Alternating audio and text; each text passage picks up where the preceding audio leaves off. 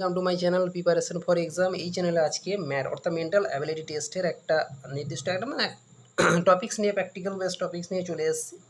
কোশ্চেনগুলোকে দেখো এবং তোমরা ফাইন্ড আউট করবে বা বুঝতে পারবে, আমি আলোচনা করে দিলে যে কোনটা অ্যান্সার হতে পারে।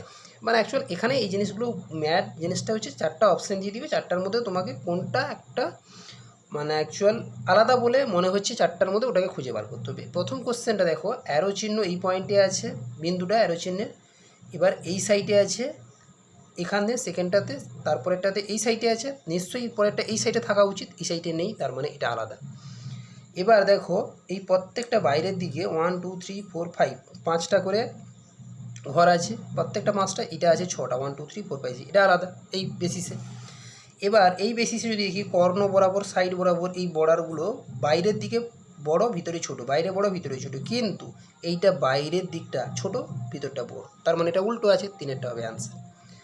চারেরটা কি আছে দেখো, তাহলে চারেরটাতে আছে এই কর্ণ বরাবর ছবিগুলো আছে, কর্ণ বরাবর, কিন্তু এটা সাইড বরাবর আছে, বাহু বরাবর, সুতরাং এটা আলাদা।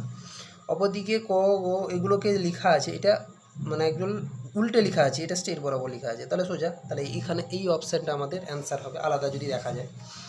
সঙ্গে এই অপশানটা দেখো না, দুটো এই যে ডট লাইনের বরাবর যেটা ডট দেওয়া আছে তার মাঝখানে দুটো স্ট্রেট লাইন আছে, দুটো ডট লাইন মাঝখানে স্ট্রেট লাইন দুটো, দুটো ডট লাইনের মাঝখানে তিনটা, তার মানে এটা আলাদা।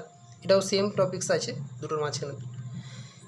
এগুলো দেখো সব সংস্কৃতে লেখা আছে, কিন্তু 7 সংখ্যাতে লেখা আছে, এটা আলাদা। এই সংখ্যাটা দেখো এই যে ঘরগুলোতে, এটা হচ্ছে এই টেবিলটাতে এইটা যে 1 2 ওই উপরের দিকে আছে, এটা এই সাইড বরাবর আছে, এটা আবার এই দিকে দিয়ে দিয়েছি, সুতরাং এই যে দাগগুলো মেনটেন করছে যে এইটা আলাদা হচ্ছে, দাগটা দেখে বোঝা যাচ্ছে এটা আলাদা।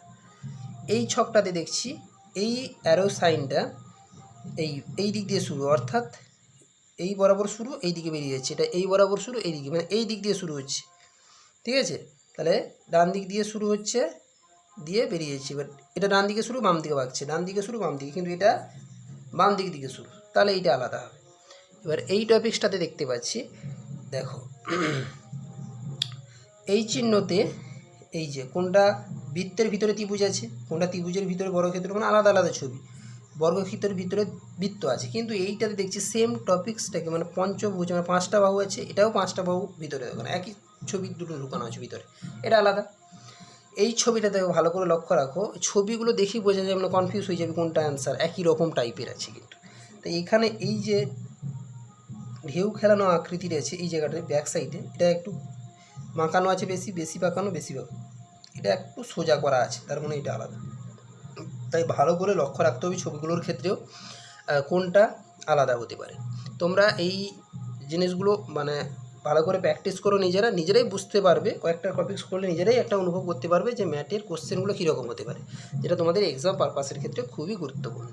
তাই তোমরা আমার এই চ্যানেলটিকে সাবস্ক্রাইব, লাইক, শেয়ার করো এবং কোনো প্রবলেম থাকলে কমেন্ট করতে পারো, আমি সেটা সলভ করব।